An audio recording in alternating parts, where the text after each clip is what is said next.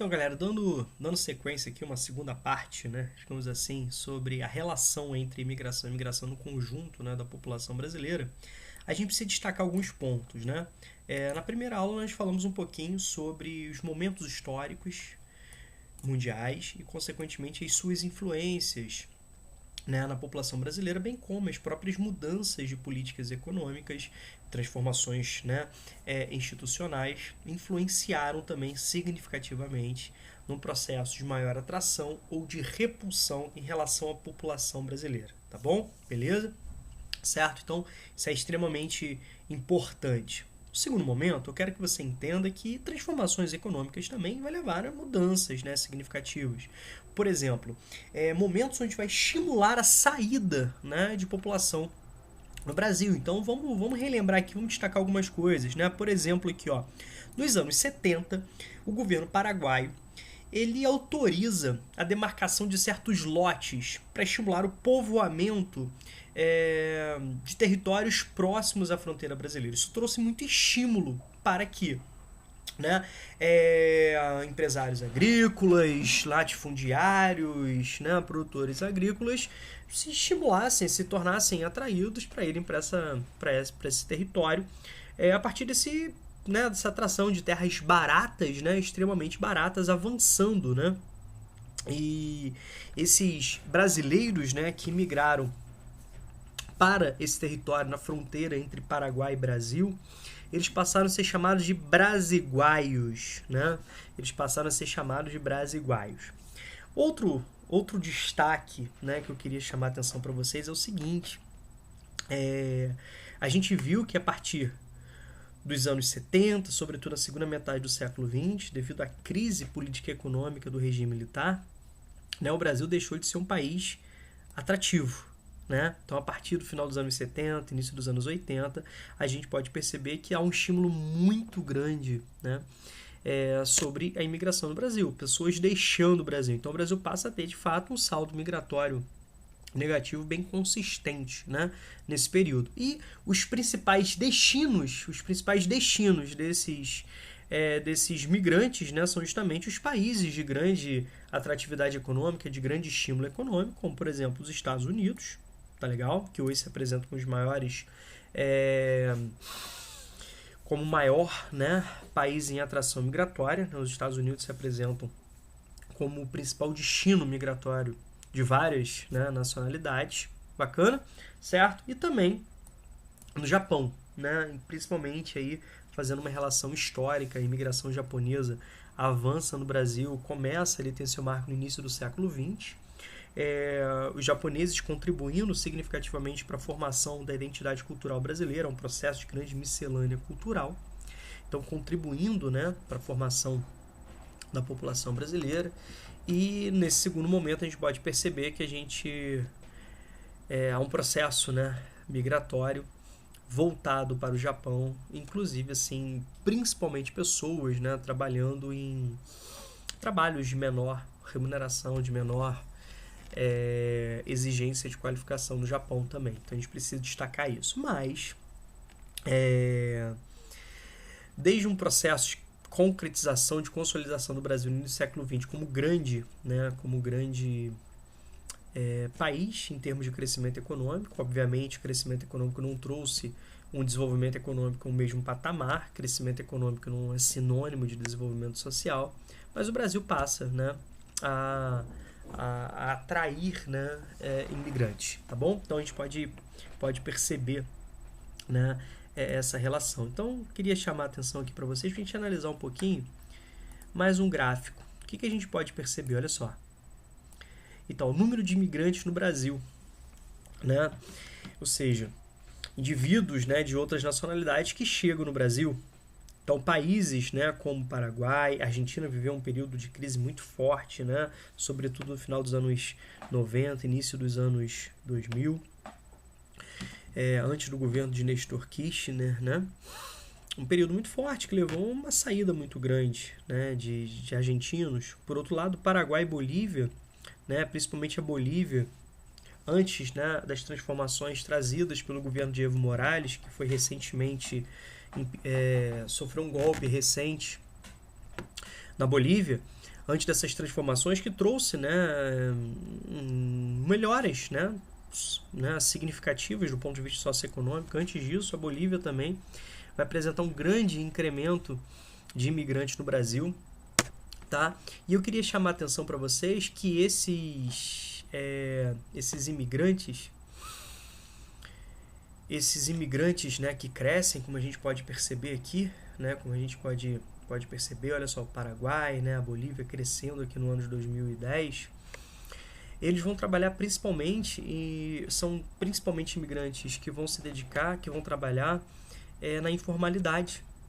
Então, por exemplo, dentro dessas transformações econômicas e industriais, muitas indústrias, né, vão terceirizar suas atividades econômicas, inclusive grandes empresas vão terceirizar suas atividades econômicas, e essas terceirizadas, né, num objetivo obviamente econômico, apenas para baixar a lucratividade através de uma exploração muito forte, desumana sobre os seus trabalhadores, eles vão contratar esses indivíduos, né, que vão trabalhar de uma forma análoga à escravidão.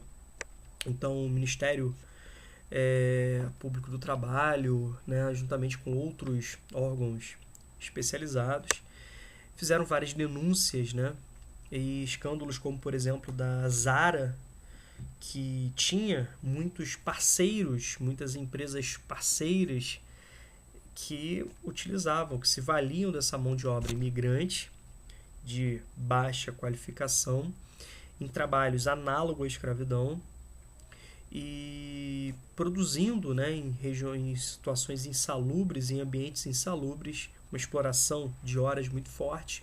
E esses imigrantes, por estarem ali de forma ilegal, muitas vezes, né, não tendo nenhum tipo de direito garantido, devido a isso, eles tinham medo, né, um assédio muito forte por essas denúncias, tá bom? Então, isso foi extremamente importante, né, a gente destacar esse ponto, né?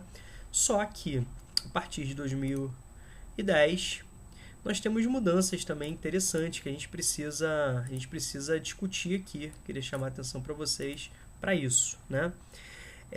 Então aumenta muito, né, o número de imigrantes no Brasil, consequentemente, né, ocorre um aumento, né, expressivo da imigração para o Brasil. Isso gera uma necessidade da gente promover uma política de inclusão social a esses imigrantes, né? Aceitando as diferenças culturais, a importância dessas nacionalidades também para a construção, né, da identidade brasileira dentro de uma lógica de respeito, de tolerância, de entendimento. Então, da mesma forma, né, que a gente quer ser bem tratado lá fora, nem sempre a gente trata aqui. Então, por exemplo, né, quando os brasileiros, né, um número significativo, que é um número bem significativo, que ultrapassa 3 milhões aí, que vivem em outros países, mundo afora, eles querem ser bem tratados, né? Mas isso nem sempre acontece aqui. Então o Brasil pratica uma política complicada, preconceituosa, né? Onde a xenofobia também está presente. Então é tapete vermelho para uns, como que a gente trata, por exemplo, né, nacionalidades europeias, como a gente trata indivíduos estadunidenses, canadenses, né? E como que a gente trata, por exemplo, migrantes vizinhos, imigrantes de países vizinhos, certo? Não é da mesma forma, né? Haitianos que fugiram de uma crise econômica aprofundada pelos terremotos recentes no país, em 2010, 2011, que vieram para vários países, inclusive para o Brasil. Como que a gente trata, por exemplo, os haitianos? Como que a gente trata os peruanos? Certo? Não é da mesma forma que a gente trata o europeu, que a gente trata o estadunidense. Tá? Então a gente precisa entender isso, né? E recentemente queria chamar a atenção para uma crise política muito forte na Venezuela, onde você tem a pressão internacional muito forte, o embargo econômico por parte dos Estados Unidos, uma forma de derrotar o governo de Nicolás Maduro, praticando um bloqueio que é até desumano, né, impedindo a entrada, por exemplo, de medicamentos, certo? Lembre-se que o interesse é muito forte. Primeiro que é um governo rival ao governo estadunidense, né, rival à política estadunidense. Por outro lado, a Venezuela é riquíssima em reservas de petróleo, gás natural, é um dos grandes exportadores mundiais de petróleo. Então, os interesses geopolíticos, através de aspectos políticos, de aspectos econômicos, interesses, né, variados, faz com que os Estados Unidos eles busquem progressivamente uma instabilidade econômica na Venezuela, o que resulta, né, em boicotes internacionais, embargos econômicos, dificuldade de chegar víveres, né, da chegada de víveres. Isso gera uma instabilidade muito forte, que aumenta o desemprego, aumenta o processo de instabilidade social, e como um dos resultados, obviamente, nós temos a saída de pessoas, a saída de indivíduos, que muitos, né, pela proximidade geográfica, fronteira, migraram para o Brasil. E como que esses venezuelanos, né, estão sendo recebidos? A gente tem pouquíssimos municípios que adotam políticas sociais para atender de fato, né, as necessidades desses imigrantes. Então é importantíssimo, né, a promoção de políticas de inclusão social aos imigrantes, né, que chegam ao Brasil. Tá legal? Então é um outro aspecto extremamente importante que muitas provas, né, começam a explorar, começam a exigir esses conhecimentos, né, dentro, né, de um entendimento aí que ultrapassa as contradições da globalização. Né? Para mim, uma das grandes contradições da globalização se dá através da questão migratória. Né? Então, de um lado, você tem a tentativa de favorecer a circulação de mercadorias, de capitais, criar condições tecnológicas, políticas, burocráticas que favoreçam a livre circulação de mercadorias, uma produtividade em escala planetária, fábrica global, né, essa desconstrução industrial. Por outro lado, quando a gente fala sobre a questão do imigrante, que também foi muito estimulado pelas transformações da globalização, evolução dos transportes, né, as desigualdades que se aprofundam no mundo, as mudanças produtivas, né, que ganharam muito corpo a partir dos anos 70, estimulando o aumento da imigração, a gente pode perceber que esse imigrante é recebido, em muitos casos, com cerca, com muro, com fiscalização, com burocracia, com xenofobia, né, com assassinatos, tá certo? Com preconceitos extremamente fortes que levam, né, inclusive ao assassinato desses indivíduos, ou situações de vida assim extremamente desumanas. A gente precisa entender esses grandes percalços aí que a gente precisa ultrapassar, né, em termos planetários, tá bom? Então, mais uma pincelada aí sobre essa lógica, né, imigração e a relação com a população brasileira, com o quantitativo total da população brasileira dentro, né, de uma evolução histórica, tá bom? Beleza.